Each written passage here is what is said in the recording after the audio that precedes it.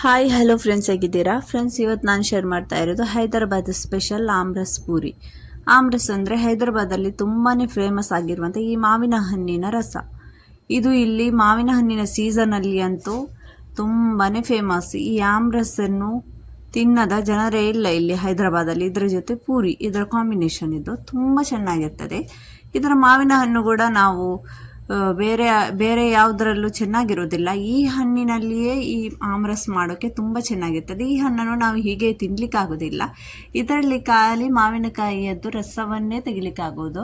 ಬೇರೆ ಈ ಥರ ಕಟ್ ಮಾಡಿ ತಿನ್ನೋಣ ಅದು ಇದು ಅಂದರೆ ಆಗೋದೇ ಇಲ್ಲ. ಇದು ಈ ಥರ ಮೃದುವಾಗಿರ್ತದೆ. ಇದು ನಮ್ಮ ಮನೆಯಲ್ಲಿ ಇವತ್ತು 15 kg ತಂದಿದ್ರು. ಅಂದರೆ 1 kgಗೆ 80 ರೂಪಾಯಿ ಅಂತೆ. 1 kgಗೆ 80 ರೂಪಾಯಿ ಅಂತೆ. 15 kg ಈ ರಸದ ಮಾವಿನಕಾಯಿ ತಂದಿದ್ರು. ಇದನ್ನು ತಿನ್ನಲಿಕ್ಕೆಲ್ಲ ಹೋದರೆ ಉಂಟಲ್ವಾ, ಏನು ಅದು ಹುಳಿ ಅಂದರೆ ಬೇರೆನೇ ಥರ. ಇದು ಖಾಲಿ ರಸವೇ ಇದರಲ್ಲಿ ಕರೆಕ್ಟಾಗಿ ಬರುವುದು. ಇದು ಅಂತ ನಮ್ಮ ಮನೆಯಲ್ಲಿ ಅಂತೂ ಮಾವಿನಕಾಯಿ ಸೀಸನ್ನಲ್ಲಿ ಅಂತೂ ತಂದೇ ತರ್ತಾರೆ. ನಾನು ಇದನ್ನು ಸ್ಟೋರ್ ಮಾಡಿ ಕೂಡ ಇಡ್ತೇನೆ ಫ್ರೀಝರಲ್ಲಿ. ಇದನ್ನು ಹೇಗೆ ಮಾಡೋದು, ಹೇಗೆ ಸ್ಟೋರ್ ಮಾಡೋದು, ಇದನ್ನೆಲ್ಲ ಇವತ್ತು ನಿಮ್ಮ ಜೊತೆ ನಾನು ಸ್ವಲ್ಪ ನಿಮ್ಮ ಜೊತೆ ಶೇರ್ ಮಾಡಿಕೊಂಡಿದ್ದೇನೆ. ನೀವು ಇದನ್ನು ತಪ್ಪದೆ ಫುಲ್ ವಿಡಿಯೋ ವೀಕ್ಷಿಸಿ ಈ ಮಾವಿನ ಹಣ್ಣಿನ ರಸವನ್ನು ಹೇಗೆ ಮಾಡೋದಂತ. ಫಸ್ಟಿಗೆ ನಾನು ಇದರಲ್ಲೆಲ್ಲ ತುಂಬ ಜಾಸ್ತಿ ಮೃದುವಾಗಿದ್ದು ಹಾಳಾಗಿದ್ದೇನಾದರೂ ಇದೆ ಅಂತ ಚೆಕ್ ಮಾಡ್ತಾ ಇದ್ದೇನೆ. ಆಮೇಲೆ ಇದನ್ನೆಲ್ಲ ಚೆನ್ನಾಗಿ ವಾಶ್ ಮಾಡಿ ಕೂಡ ತಗೊಂಡು ಬರ್ತೇನೆ.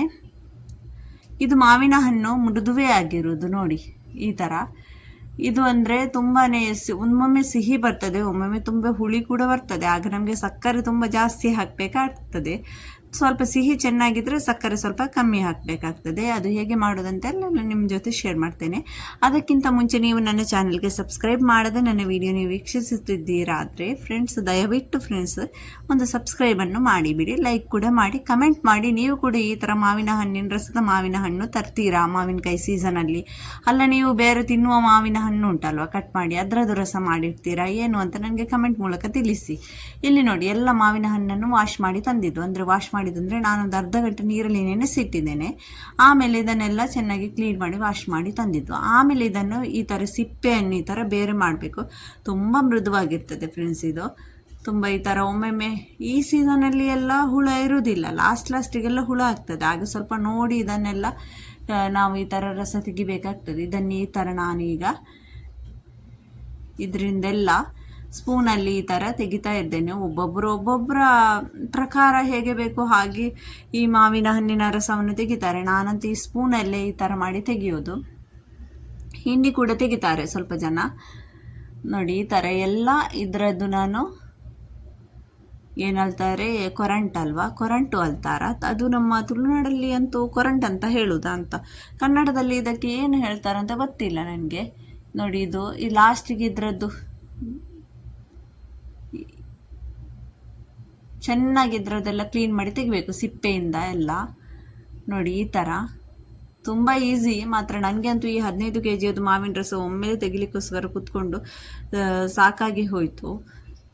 ನಾನು ಇದರಲ್ಲಿ ಸ್ವಲ್ಪ ಅಂತೂ ಇಟ್ಟಿದ್ದೆ, ಅಂದರೆ ನೆಕ್ಸ್ಟ್ ಡೇಸ್ ತೆಗಿಲಿಕ್ಕೋಸ್ಕರ. ಒಮ್ಮೆನೇ ಈ ಥರ ಎಲ್ಲ ಕೂತ್ಕೊಂಡು ತೆಗಿಲಿಕ್ಕೆ ತುಂಬ ಕಷ್ಟ ಆಯಿತು. ಅದಕ್ಕೋಸ್ಕರ ಇದನ್ನು ನಾವು ತುಂಬ ತಿಂಗಳು ಒಂದು 2-3 ತಿಂಗಳು ತನಕನೂ ನೀವು ಫ್ರೀಝರಲ್ಲಿ ಸ್ಟೋರ್ ಮಾಡಿ ಇಡ್ಬೋದು. ಸ್ಟೋರ್ ಮಾಡಿ ಹೇಗೆ ಇಡಬೇಕು ಅದನ್ನು ಕೂಡ ನಿಮ್ಮ ಜೊತೆ ಶೇರ್ ಮಾಡ್ತೇನೆ ಫ್ರೆಂಡ್ಸ್. ನಿಮಗೂ ಕೂಡ ಈ ಥರ ಮಾವಿನ ಹಣ್ಣಿನ ರಸ ತುಂಬ ಇಷ್ಟನಾ ಅಂತ ಹೇಳಿ.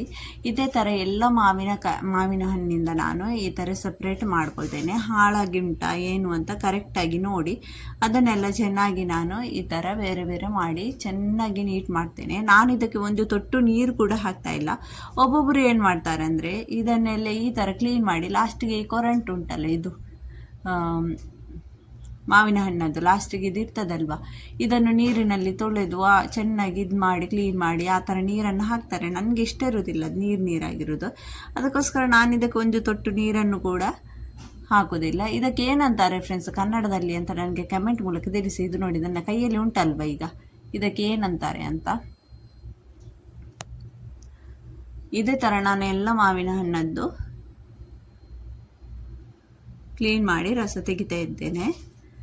ಇದರದ್ದು ಪೂರಿಯ ಕಾಂಬಿನೇಷನ್ ಅಂತೂ ತುಂಬ ಚೆನ್ನಾಗಿರ್ತದೆ. ನಮ್ಮ ಮನೆಯಲ್ಲೆಲ್ಲ ಪೂರಿ ಕೂಡ ನಾವು ಸ್ಟಾಕ್ ಮಾಡಿರ್ತೇವೆ. ಅಂದರೆ ಇದು ಗಟ್ಟಿಯಾಗಿರುವಂತಹ ಪೂರಿ, ಈ ಥರ ಸಾಫ್ಟ್ ಪೂರಿ ಅಲ್ಲ. ಇದರಿಂದ ತಿನ್ನಲಿಕ್ಕೋಸ್ಕರ ಮತ್ತೊಂದು ಟೈಪಲ್ಲಿ ಪೂರಿ ಕೂಡ ಮಾಡ್ತಾರೆ. ಅದು ನೀವು ಒಂದೊಂದು ತಿಂಗಳು ಕೂಡ ಹೊರಗಡೆ ಇಟ್ಟರೆ ಆ ಪೂರಿ ಹಾಳಾಗೋದೇ ಇಲ್ಲ. ಆ ಥರದ ಪೂರಿ. ಅದರದ್ದು ರೆಸಿಪಿ ಬೇಕು ಅಂದರೆ ನೀವು ನನಗೆ ಕಮೆಂಟ್ ಮಾಡಿ. ನೀವು ಕಮೆಂಟ್ ಮಾಡಿದರೆ ನಾನು ನಿಮಗೆ ಅದರದ್ದು ರೆಸಿಪಿ ಎಷ್ಟು ಕಮೆಂಟ್ ಜಾಸ್ತಿ ಬಂದರೆ ಅದರ ಬಗ್ಗೆ ನಿಮಗೆ ರೆಸಿಪಿ ಬೇಕು ಅಂತ ಆ ಪೂರಿಯನ್ನು ನಾನು ಖಂಡಿತ ಮಾಡಿ ನಿಮ್ಮ ಜೊತೆ ಶೇರ್ ಮಾಡ್ಕೋತೇನೆ. ಈಗ ನೋಡಿ, ಇಲ್ಲಿ ಎಲ್ಲ ನಾನು ಮಾವಿನ ಹಣ್ಣಿನ ಎಲ್ಲ ರಸ ತೆಗೆದು ಆಯಿತು. ಈಗ ಅದನ್ನೆಲ್ಲ ಒಮ್ಮೆ ಚೆನ್ನಾಗಿ ಮಿಕ್ಸ್ ಮಾಡ್ಕೋತೇನೆ. ನಾನೊಂದು ದೊಡ್ಡ ಪಾತ್ರೆ ತಗೊಂಡಿದ್ದು, ಯಾಕಂದರೆ ಸಕ್ಕರೆ ಎಲ್ಲ ಹಾಕುವಾಗ ಹುಳಿ ಉಂಟ ಏನು ಅಂತ ಫಸ್ಟ್ ಟೇಸ್ಟ್ ಮಾಡ್ತಾ ಇದ್ದೇನೆ. ಜಾಸ್ತಿ ಹುಳಿ ಇಲ್ಲ, ಆದರೂ ಹುಳಿ ಸಿಹಿ ಎರಡು ಮಿಕ್ಸ್ ಇದೆ. ಈಗ ಇದಕ್ಕೆ ನಾನು ಸಕ್ಕರೆ ಹಾಕ್ತೇನೆ. ಈ ಗ್ಲಾಸಲ್ಲಿ ನನಗೆ ಜಾಸ್ತಿ ಸಕ್ಕರೆ ಏನು ಈಗ ಬೇಕಂತ ಅನಿಸ್ಲಿಲ್ಲ, ಯಾಕಂದರೆ ತುಂಬ ಹುಳಿಯಾಗಿಲ್ಲ. ತುಂಬ ಹುಳಿ ಇದ್ದರೆ ತುಂಬ ಸಕ್ಕರೆ ಹಾಕಬೇಕಾಗ್ತದೆ. ನಾವೇನು ಮಾಡ್ತೇವೆ, ಸ್ವಲ್ಪ ಒಂದು ಲಿಮಿಟಲ್ಲಿ ಸಕ್ಕರೆ ಹಾಕಿ, ಬೇಕಂದರೆ ಮಿಲ್ಕ್ ಮೇಡ್ ಕೂಡ ಹಾಕ್ತೇವೆ. ಮಿಲ್ಕ್ ಮೇಡ್ ಹಾಕಬೇಕಂತ ಇಲ್ಲ, ಅದು ನಮ್ಮ ಇಷ್ಟ. ಈಗ ನೋಡಿ, ಸಕ್ಕರೆನೇ ಅಲ್ಲ, ನಾನು ಈ ಥರ ಬ್ಲೆಂಡರಲ್ಲಿ ಈ ಥರ ಮಿಕ್ಸ್ ಮಾಡ್ಕೋತೇನೆ. ನಿಮ್ಮ ಮನೆಯಲ್ಲಿ ಈ ಥರ ಹ್ಯಾಂಡ್ ಬ್ಲೆಂಡರ್ ಇಲ್ಲ ಅಂದರೆ ನೀವು ಈ ಚಮಚದಲ್ಲೇ ಚೆನ್ನಾಗಿ ಮಿಕ್ಸ್ ಮಾಡ್ಕೊಳ್ಳಿ. ಅದು ತುಂಬ ಹೊತ್ತಾಗ್ತದೆ, ಆದರೂ ಪರವಾಗಿಲ್ಲ, ಮಿಕ್ಸ್ ಮಾಡ್ತಾ ಇರಿ, ಚೆನ್ನಾಗಿ ಕರಗ್ತದೆ. ನೋಡಿ, ಈ ಥರ ಚೆನ್ನಾಗಿ ಇದನ್ನೆಲ್ಲ ಗ್ರೈಂಡ್ ಮಾಡ್ಕೋತೇನೆ.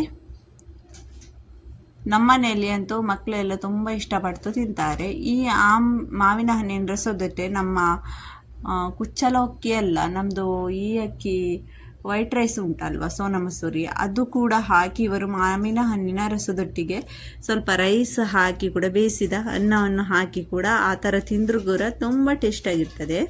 ಇದನ್ನು ನೀವು ಚಪಾತಿಯಲ್ಲಿ ಕೂಡ ತಿನ್ಬೋದು. ಚಪಾತಿಯಲ್ಲಿ ತಿಂದರೆ ಕೂಡ ತುಂಬ ಚೆನ್ನಾಗಿರ್ತದೆ. ಪೂರಿಯ ಕಾಂಬಿನೇಷನ್ ಅಂತೂ ಯಾವುದರಲ್ಲೂ ಸಿಕ್ಕುವುದಿಲ್ಲ. ನೋಡಿ, ಪೂರಿಯೇ ಇದಕ್ಕೆ ಕರೆಕ್ಟಾಗಿರುವಂಥದ್ದು. ಈಗ ಇದನ್ನೆಲ್ಲ ಚೆನ್ನಾಗಿ ನಾನು ಮಿಕ್ಸ್ ಮಾಡ್ತಾ ಇದ್ದೇನೆ. ಫ್ರೆಂಡ್ಸ್, ನೀವು ನನ್ನ ಚಾನಲ್ಗೆ ಫಸ್ಟ್ ಟೈಮ್ ವಿಸಿಟ್ ಮಾಡಿದ್ದಾದರೆ ನನ್ನ ಚಾನಲಲ್ಲಿ ಇರುವ ಸ್ವಲ್ಪ ವೀಡಿಯೋಸ್ ಎಲ್ಲ ನೋಡ್ಕೊಂಡು ಬನ್ನಿ.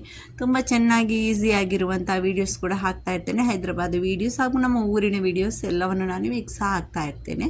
ಎಲ್ಲ ನೋಡ್ಕೊಂಡು ಬನ್ನಿ. ಅದರಲ್ಲಿ ನಿಮಗೆ ಯಾವ ವಿಡಿಯೋ ಇಷ್ಟ ಆಯಿತು ಅಂತ ನನಗೆ ಕಮೆಂಟ್ ಕೂಡ ಮಾಡಿ. ನಿಮಗೆ ಇಷ್ಟವಾದಂತಹ ವಿಡಿಯೋಗೆ ಕಮೆಂಟ್ ಕೂಡ ಹಾಕಿ ಫ್ರೆಂಡ್ಸ್. ಹಾಗೂ ನೀವು ಯಾವ್ಯಾವ ಊರಿನಿಂದ ನನ್ನ ವಿಡಿಯೋವನ್ನು ವೀಕ್ಷಿಸುತ್ತಿದ್ದೀರಿ ಅಂತ ನಿಮ್ಮ ಊರನ್ನು ಕೂಡ ಕಮೆಂಟ್ ಮಾಡಿ. ಆಗ ನನಗೂ ಕೂಡ ಖುಷಿ ಆಗ್ತದೆ ನನ್ನ ವಿಡಿಯೋ ಯಾವ್ಯಾವ ಊರಿನಿಂದ ಯಾರ್ಯಾರು ನೋಡ್ತಾ ಇದ್ದಾರೆ ಅಂತ. ಈಗ ಇದು ಚೆನ್ನಾಗಿ ಗ್ರೈಂಡ್ ಮಾಡಿದ ಮೇಲೆ ಇದಕ್ಕೆ ಬೇರೆ ಏನು ಸೇರಿಸಬಾರ್ದು. ಸಕ್ಕರೆ ಹಾಕಿ ಚೆನ್ನಾಗಿ ಈ ಥರ ಮಿಕ್ಸ್ ಮಾಡಿದ ಮೇಲೆ ನಾನೆಲ್ಲವನ್ನು ಈ ಥರ ಡಬ್ಬದಲ್ಲಿ ಹಾಕ್ತೇನೆ. ಬೇರೆ ಬೇರೆ ಡಬ್ಬ ಮಾಡಿ ಇಡ್ತೇನೆ. ಒಂದೊಂದು ಸಲ ನಮಗೆ ಎಷ್ಟು ಬೇಕು ಅಷ್ಟು ಡಬ್ಬವನ್ನು ಅಳತೆ ಪ್ರಕಾರ ಎಲ್ಲದಕ್ಕೂ ಹಾಕಿಡ್ತೇನೆ. ಅಂದರೆ ಇದು ನಾನು ನಮಗೆ ಬೆಳಿಗ್ಗೆಗೆ ಪೂರಿಯೊಟ್ಟಿಗೆ ತಿನ್ನಲಿಕ್ಕೋಸ್ಕರ ಬೇರೆಯೇ ತೆಗೆದಿಡ್ತೇನೆ. ಯಾಕಂದರೆ ಅದಕ್ಕೆ ನಾವು ಹಾಲನ್ನು ಮಿಕ್ಸ್ ಮಾಡಲಿಕ್ಕೆ ಉಂಟು. ಅದಕ್ಕೋಸ್ಕರ ಈ ಥರ ಸ್ಟೋರ್ ಮಾಡಿ ಇಡುವಂತಹ ಮಾವಿನ ಹಣ್ಣಿನ ರಸದಲ್ಲಿ ಹಾಲನ್ನು ಮಿಕ್ಸ್ ಮಾಡಬಾರ್ದು. ಬರೀ ಮಾವಿನ ಹಣ್ಣಿನ ರಸ ಸಕ್ಕರೆ ಹಾಕಿ ಮಿಕ್ಸ್ ಮಾಡಿ ಇಟ್ಬಿಡಬೇಕು. ನೀವು ಒಂದಲ್ಲ ಎರಡಲ್ಲ 3 ತಿಂಗಳ ತನಕ ಇಟ್ಟರೆ ಹಾಳಾಗೋದಿಲ್ಲ. ಈಗ ನೋಡಿ, ಇದು ನಮ್ಮ ಮಾರ್ನಿಂಗದ್ದು ವಿಡಿಯೋ. ಮಾರ್ನಿಂಗಲ್ಲಿ ನಾನು ನಮಗೆ ಸ್ಟೋರ್ ಎಷ್ಟು ಮಾಡಬೇಕು ಅಷ್ಟನ್ನೆಲ್ಲ ಇಟ್ಟು, ಬಾಕಿ ಅದು ಸ್ವಲ್ಪ ನಮಗೆ ಎಷ್ಟು ಬೇಕು ಅಷ್ಟನ್ನು ನಾನು ತೆಗೆದಿಟ್ಟಿದ್ದೇನೆ. ಅದನ್ನೀಗ ಒಂದು ಪಾತ್ರೆಗೆ ಯಾರಿಗೆ ಎಷ್ಟು ಬೇಕೋ ಅಷ್ಟು ರಸವನ್ನು ಒಂದು ತಟ್ಟೆಗೆ ಹಾಕಿ, ಎಷ್ಟು ಬೇಕೋ ಅಷ್ಟೇ ಹಾಲನ್ನು ಸೇರಿಸಿ ಚೆನ್ನಾಗಿ ಈ ಥರ ಮಿಕ್ಸ್ ಮಾಡ್ತೇನೆ. ಜಾಸ್ತಿ ಹಾಲು ಮಿಲ್ಕ್ ಹಾಕಬಾರ್ದು. ನಮಗೆ ಇದಕ್ಕೆ ಒಂದು ಅಂದಾಜು ಪ್ರಕಾರ ಎಷ್ಟು ಬೇಕೋ ಅಷ್ಟೇ ಮಿಲ್ಕನ್ನು ಹಾಕಬೇಕು. ಜಾಸ್ತಿ ಹಾಕಿದರೆ ಅದು ಚೆನ್ನಾಗಿರೋದಿಲ್ಲ. ಯಾವುದು ಲಿಮಿಟಲ್ಲಿ ಕರೆಕ್ಟಾಗಿ ಹಾಕಿದ್ರೇ ಸರಿ ಬರೋದು. ಇಲ್ಲಿ ನಾನು ಪೂರಿ ಕೂಡ ಮಾಡಿದ್ದೇನೆ. ನಾನು ಮಾಡಿದ್ದಿಲ್ಲಿ ಪೂರಿ ಗೋಧಿ ಹಿಟ್ಟದ್ದು. ನಾನು ಮೈದಾ ಹಿಟ್ಟಲ್ಲಿ ಪೂರಿ ಮಾಡೋದಿಲ್ಲ, ಬಹಳ ಕಮ್ಮಿ.